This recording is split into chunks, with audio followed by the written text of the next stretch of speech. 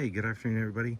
Thanks for tuning in. Today we're just going to do a quick walkthrough, walk around and review on this 2025 Bad Boy Maverick 60-inch mower. It's got the Kawasaki 27 horsepower engine on it, I believe. So to start off with, I mean, obviously the first thing that grabs you is the styling. It's bold, it's loud. I mean, it's kind of cool looking. It's got the Mow with the attitude and the American flag on the back, you know, really good stuff. So all in all, after about 15 hours on this, we've done the first oil change. Things we like about it, it's comfortable. The seat, you know, has got a pretty good amount of padding in it. It's not a suspension seat. I'm probably going to upgrade that at some point. But you also have rubber cushions isolating you from the ground all the way around. You've got rubber cushions under the seat. It does have a suspension on the front. So it's a little more comfortable than the Husqvarna that we've been used to. Some of the basic features on it, your oil level is here. It's kind of tight with the rollover protection system in the way, but you can check the oil easily. Everything's pretty accessible on the engine.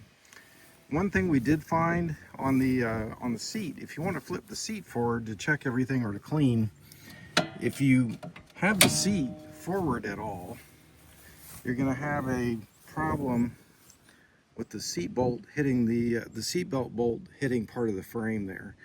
So pretty easy to move the seat. You're going to adjust it anyway, but the seat adjustment lever is on this side. So I don't know if you can see it there. You just pull out on it.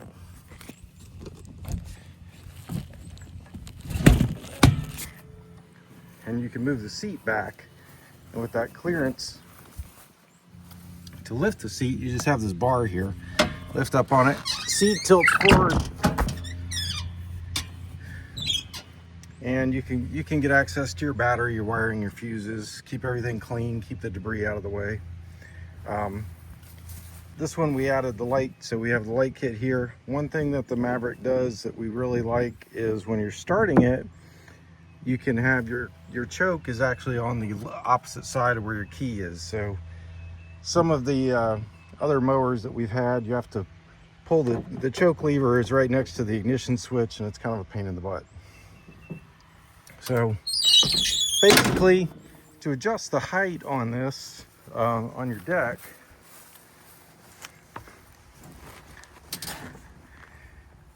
this one is not the hydraulic. You push on this lever and it takes the tension off of the deck, and then you can adjust your height with this knob. So that's pretty easy. The one thing you do end up with, you have a parking brake switch here.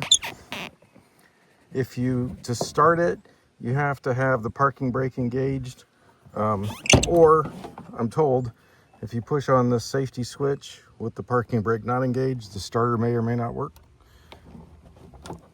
Also, one thing we do like, it does have a fuel gauge, so you don't have to necessarily check it every time you fill it, you get on the mow. Other than that, I mean, everything's easy to get to. All your grease points and everything are pretty accessible. Your belt system's pretty accessible. They've got diagrams for all your belts. All in all, you know, it's an 8 or 9 out of 10 so far. It cuts really fast. This has about a 9-mile-an-hour top speed. So we went from taking 5-6 hours to do our pasture down to about 2 or 3 with both of us, with the other mower doing the finer stuff. This particular mower, the deck's so big and the roll bar's high enough to where if we're going under trees or something, we have to use a smaller mower, but that's not really an issue.